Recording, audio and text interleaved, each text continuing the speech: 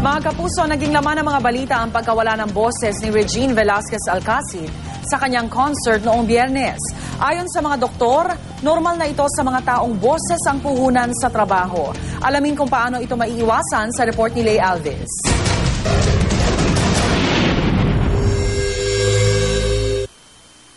Boses ang kanyang puhunan sa kanyang maningning na karera. Pero sa kanyang Silver Anniversary Concert, kahit hirap dahil sa kanyang masakit na lalamunan, pinilit pa rin kumanta ni Asia songbird Regine Velasquez. Pero hindi na niya kinayang tapusin pa ang concert dahil bumibigay na ang kanyang boses. Sa halip, humingi siya ng paumanhin sa kanyang fans at nangako ng libreng concert paggaling niya.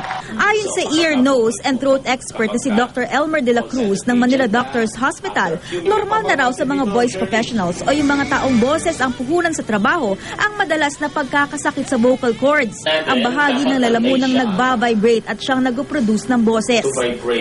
Yung mga tinatawag nating voice professionals, yung mga call center agents, singers, teachers, and also reporters. Because they always use their voice, so sometimes dehydrated sila, may mga upper respiratory tract infection, so namamaga sila because they tend to overuse their voice.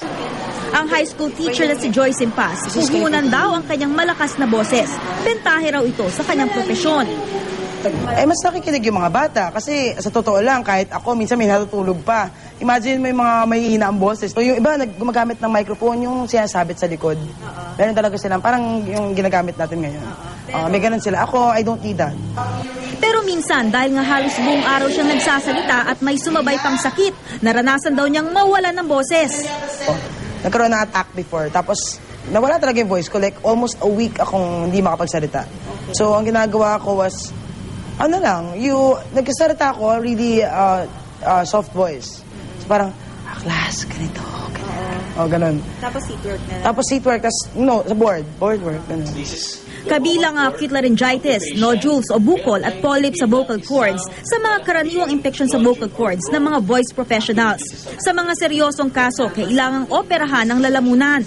Nakakasama rin daw sa kondisyon ng vocal cords ang paninigarilyo. You're a singer and you notice na hindi mo na kaya yung high notes, hindi mo na siya makuha, then that means namamagaan na or meron ka ng beginning vocal cord thickening.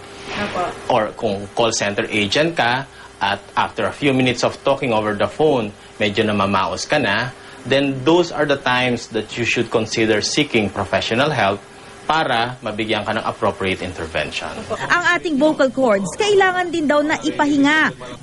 Napakahalaga rin daw ng pag-inom ng tubig para manatiling malusog ito. At syempre, nakatutulong din daw ang pag-inom ng vitamins at pag-iwas sa mga bisyong nakakasama sa katawan. Para sa Unang Balita, Lay Alves reporting.